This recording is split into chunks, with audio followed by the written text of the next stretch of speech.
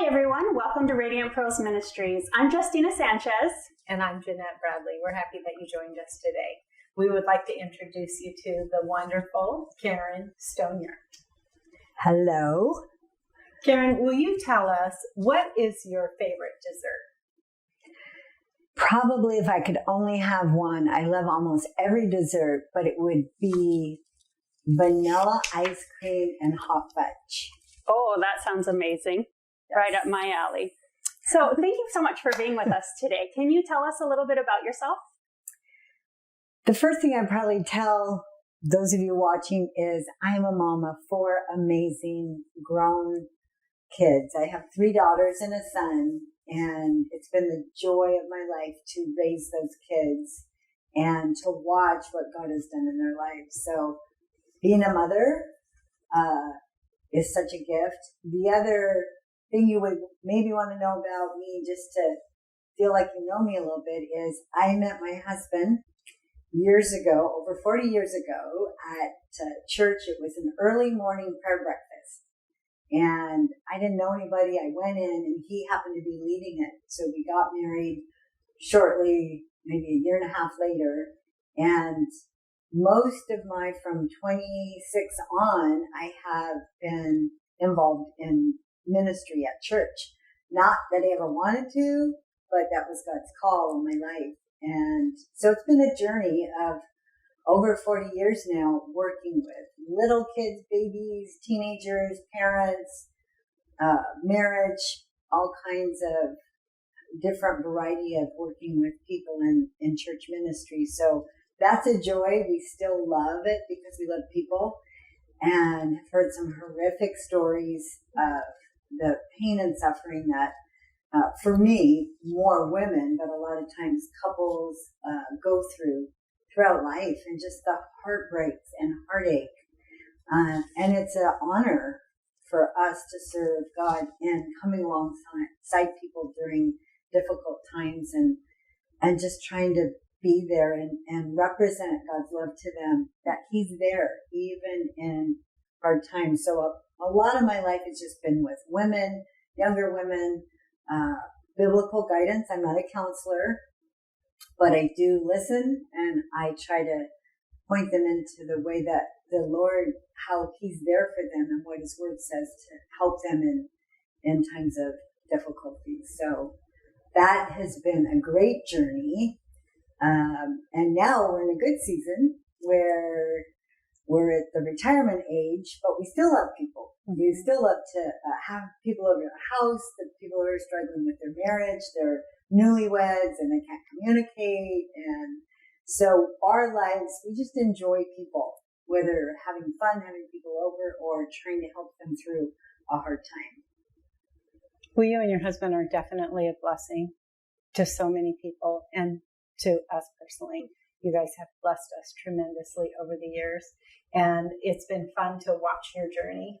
We got to come in on the tail end of it, and this year, you guys have a new baby. This amazing book, Get Out of Control. Tell us, what prompted you to write this book? So it's interesting. For years, working with women, and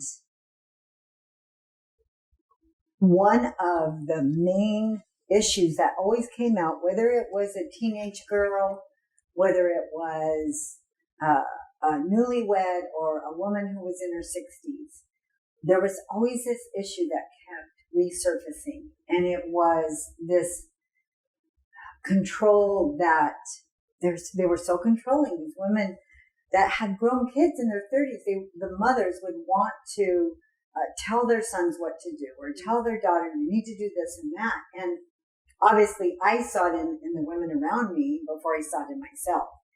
And I wanted to have something small to give someone to help them through these issues of control. And there's a lot of books written on control. One of them I read, it was called, he's a doctor, a psychologist, therapist, and it's called Control Freak by Dr. Les Parrott. He knows all about it. He studied it, and yet he knows himself he is a control freak. So I read several books on it, but I wanted something simple. and something easy to read that I could give to women and help them try to work through this issue in their life. So that's what really prompted it. In the process, I also had been being made aware of my control, which I didn't see. As we all have blind spots, it's easy not to see that. So there's a quote that I want to read from your book. You reference love focused, and you say, some of the greatest damage done to love occurs as a result of our attempts to control the outcomes in our lives, because love is always sacrificed to control.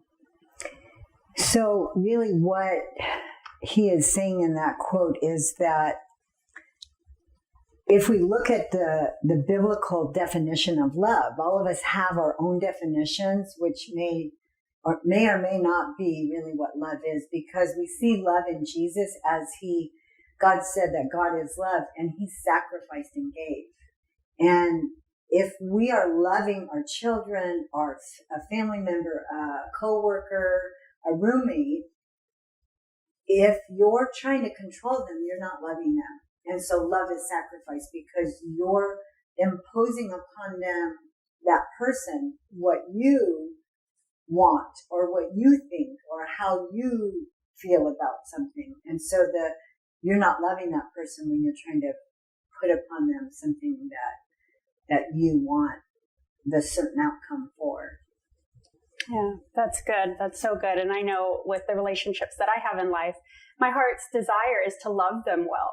So can you share with our viewers maybe what are some ways to identify controlling behaviors? So, interesting story on this. When I started writing this and trying to identify it for myself, and then also for those who would be reading it, I started asking questions. And I wrote down some questions for myself, like, I always want to tell my husband, no, get in that lane. Don't be behind that big truck. Mm-hmm. Or turn here, this is faster. And as I started thinking of ways that I was helping my husband, my 11, 12-year-old granddaughter we were with them for the weekend. And I wrote the list out and I said, Kennedy, here, read this list and tell me what you think of it. See if you're controlling or not. So she went through the list, and one of them is, are you a backseat driver? Mm-hmm. Another question is, do you always have to be the one to explain the directions for a game or the instructions on something? Oftentimes you want to, somebody might be doing something, a child or somebody at work, and you say, oh, here's a better way. You're just helping, but there's a better way to do that. And you could save time and you could save money on certain things. But oftentimes when we have to be the one telling the instructions or the game or which way to go or how to chop the vegetables or, because we know the best way, then that's a sign that you probably are. And there's a list in chapter 2 of those questions. My granddaughter was like, I'm controlling. She has a younger brother, and she's always telling him this and telling him that. And so even at a young age, she was guilty. She said, yes, I'm controlling. Wow. That's crazy. That's such an early age. And that list is great in chapter 2. So you talked about what control looks like. So tell us why someone might try to control someone else. Right. So the reasons that we often come up with are hidden in the heart. If you read a lot of the books on the issues of control, they will address past traumas or maybe childhood things, family of origin, where a mom or a dad, that's what you saw, or you grew up in a single parent home and mom was overprotective, which is another form of saying being controlling. And it took me a while to understand. I didn't realize I was controlling. I had issues of abandonment. And so I was alone a lot. I was out on my own at 16. And for me to cope with my surroundings, whether it was where I was living, my work environment, and then it spills into your relationships. Right. is I wanted to feel safe. But it took me a while to get to that core issue of why do I care about how the vegetables are chopped or how my husband's doing something in the house or in the yard or the way he was parenting the kids. Now, don't tell him to do it that way. You need to do it this way. Like I would tell him how to parent our kids. And I was wanting it to be comfortable and safe for me. Sometimes people have traumas and it will trigger events in their life and they don't feel safe. There's fear. There's issues of not feeling loved, which I had those too. I never felt loved. I never had a parent hold me or hug me or affirm me. Mm-hmm. It's affirmation. It's the need to belong. Yeah. And so oftentimes I may come off very prideful and saying things to you because I want you to like me. I want you to affirm me that I'm okay. I'm important. I matter. And it takes, our daughter's a therapist and she's actually helped our family in little things that we don't realize we do or say to keep asking ourselves questions. Why do I have to have it this way? Why am I? And asking the Holy Spirit to show you, because those things, our heart can be so deceptive and we have those blind spots and we don't think. My facade was, no, I'm just helping my husband. No, you're trying to control him and do it your way. Right. So there's deeper issues in therapy, counseling. I would highly recommend because that helps you get to the core and then move through those hurts and those wounds from the past.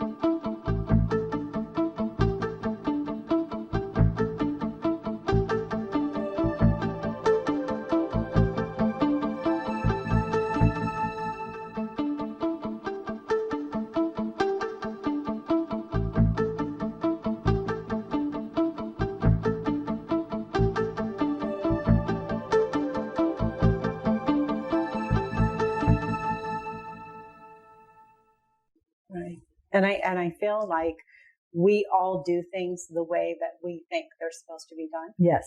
So my way is going to be right. Your way is going to be right to you. Mm-hmm. And if they're not the same, that's okay. Yes. It's not that one is necessarily wrong. It's just when we start imposing our way on other people and insisting that everybody do it our way. Because our right may not be their right. And so I think once we get to the point where we start to look at that and where it shifts into control. That's what you're trying to point out in this great book. It's just different. Yeah, I know for me, reading that, it was so eye-opening in behaviors that I had, not realizing that I was carrying out. I love one of the quotes that you said is, being vulnerable is the pathway to freedom. Can you speak to a little bit of that? So vulnerability is, some people think that it's, oh, well, I'm open. I share with you and with my friends. I'm transparent, but true vulnerability, it comes when you are with a person where you're safe and you can share things that are in your heart that might not be so pretty, that are maybe kind of ugly, and you're a little ashamed of that. And so all of us, men and women alike, will hide and not be vulnerable because I want to look good to you. I want to look good to my coworkers and other people. And so my true self, I put up a facade and I pretend like everything's okay and I'm good. And, oh, that's not a problem with me. We have this persona. But when you go to the heart and the wounds that we have and some of the heartbreaks, for me to actually share some of my thoughts that are not so good and that I'm a little ashamed of, unless we can get to that place with the safe person where there's love and we can say, this is who I really am, and I need help with this. Mm-hmm. And it might not just be control. It can be other issues in our lives. If we tend to be depressed, there's a lot of depression. There's anxiety. But I wouldn't want you to know I'm anxious because you might not like me or you might think less of me. And so if I feel safe with you, and that's what you need to do, is find a safe person that loves you. Because if I can become vulnerable and really share, like, I'm nervous about this or I worry about that, then I can, it's almost like when you get sick and your stomach's upset and then it gets cleaned out, you feel so much better. We have to clean our hearts out. Mm-hmm. And if I can share with you, and that's why therapy, one reason, and counseling are so good, even biblical guidance, is you're getting it out and then somebody's giving you perspective and helping you walk through whatever those things are going on in your heart. But if we just keep the door closed and put the smile on and act like everything's okay, we won't find freedom because we're bearing it. And the vulnerability allows it to come out then and to be addressed and look at it and find out how we can move past it. And then that's where the freedom comes. That's so good. I'm all about safe people. That's a priority for Mm-hmm. me in my life. Once you figure out that you need to get out of control, what are some practical ways and practical steps you can take to walk in that? Right. So one thing is asking yourself the questions. Am I controlling? You have to identify it. And then we want to find out, okay, why am I getting to the root of some of these deeper issues that cause us to, moms controlling their adult kids. Why are they still trying to control them? They're out of the house, they're married, and they're still trying to force no, you shouldn't do that. Don't buy that house. Or you should change jobs. And it's like, why are they? And it's from a heart of love, but there's deeper issues. And so when you address those issues, and oftentimes it takes professional help, and then you've identified it, you've gone to the root, and now you can take practical steps. A lot of those come from the Bible, just biblical principles that God gives us to live by. And it's the one another's. It's in the relationship.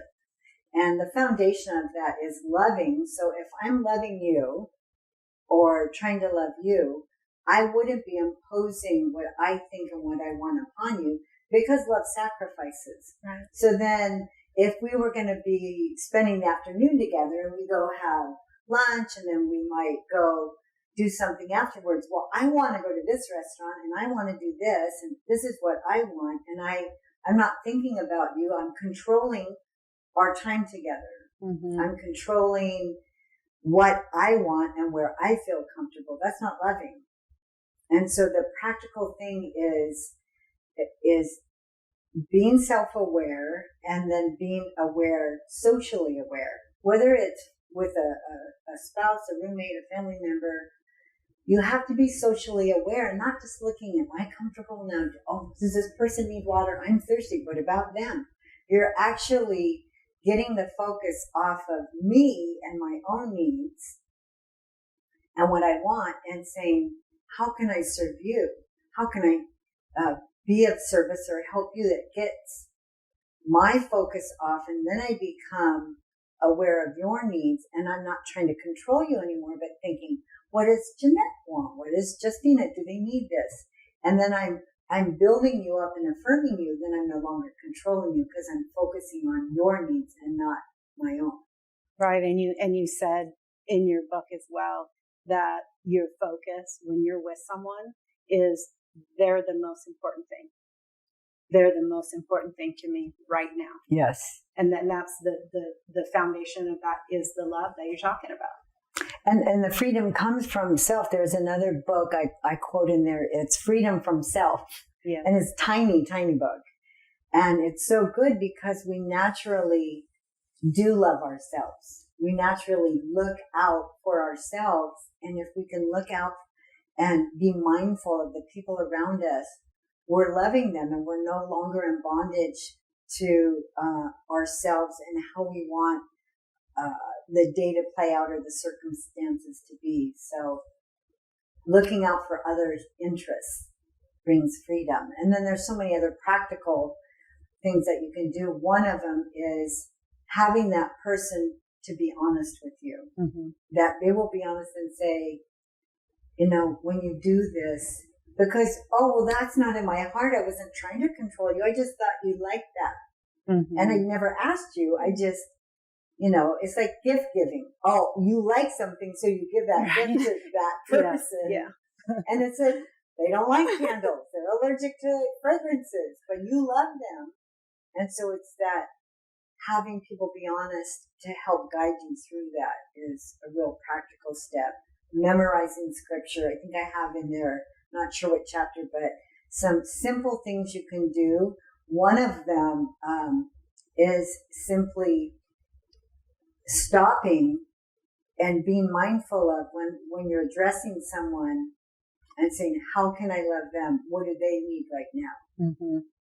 So there are a list of things that just daily that you can, and not give, like so often I want when people are addressing, let's go to, this movie and, you guys, you should go this way, drive the 52 or go. And it's like, let them get there the way they want to. Right. And I started and I'm like, nope, don't get direction, instruction, don't help. And the more you stop yourself, it becomes easier to just let go, sit back, and we'll get there the way we get there. Yes, I know for me, when people come and they're talking and they're like sharing their heart, I'll say, do you want me to listen or do you want my opinion? Good. That's so good. Because I need to know going in what you need. Yes. So I know how to respond to you in a loving way. How are you needing to receive from me right now? Good. That's a good practical. So good. So true. So beautiful. And I want to say thank you so much for writing this book, putting in at the end of every chapter, there's the reflect, respond, and renew. And I felt like that was so key to helping me identify and then walk out what I can do to change my behavior and to be more considerate and love better in my relationships. So can you tell our viewers where they can find your book? You can go to Amazon, and it's right there in Amazon. You can buy Kindle or paperback. So what we can do is we can link it in the bottom of our social medias. After the interview, when we put it out, we'll go ahead and link at the bottom a link to where they can purchase your book. It is also one of our recommended books on our website.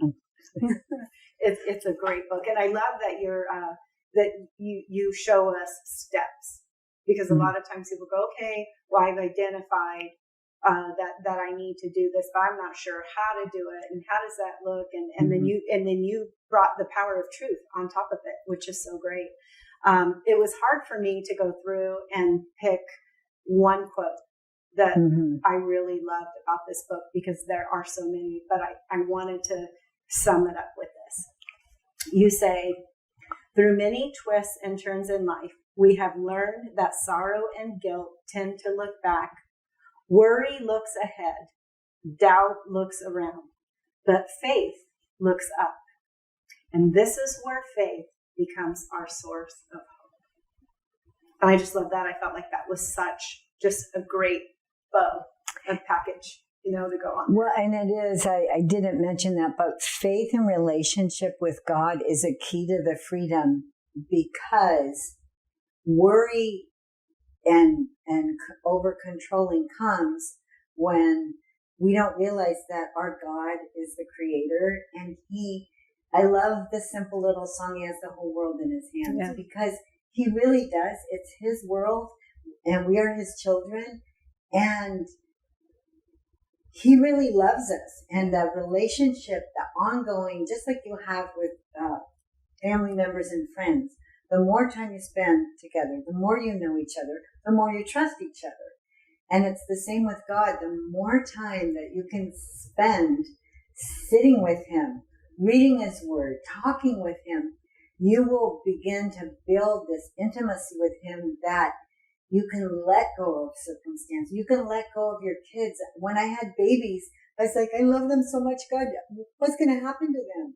And you begin to trust him, and you can't let go of control unless you trust that God really has a situation, or has a person, or has his hand in our lives, that he loves us. He only wants good for us.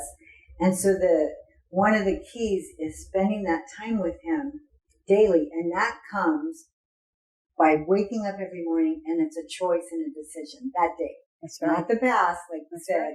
and it's not the future. Oh, tomorrow I'll spend a little time with them. And it's like, no, I gotta sit with them right now. And it's reconnecting, just like when your family, you live far away, or a friend, and you reconnect and you sit down and you catch up. We really have to do that every morning with God.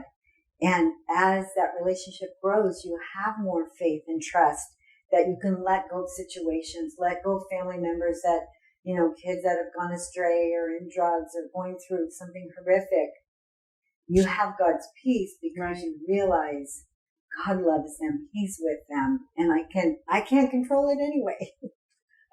Yeah, that's true. Yeah. And I keep hearing him say, build a history with God. Build a history. Good. Let him portray his characteristics in and through your life over every situation, his faithfulness. And so you're right. The more we spend with him day in and day out, we start building that history. We start seeing him work in those situations and let go of the control, knowing he's got it. Yeah, that's good. But the more time you spend with him, you also discover not only is he a good and faithful and loving God, he's a fun God. We have so much fun. There is just so much about him still that we have yet to find out. Yes. That he's mysterious and he is adventurous. Yes. It's a blast. And he is. He wants our joy to be full. Yeah. And so, yes, we will all have painful, difficult times, but the joy comes by choosing that one choice. Lord, I believe your promises. And you said, I have come to give them life abundantly. And he wants us to enjoy the goodness of life. Right. And the relationships and the beauty that is around us. He said, become like little children. I mean, look at a playground with kids playing and laughing.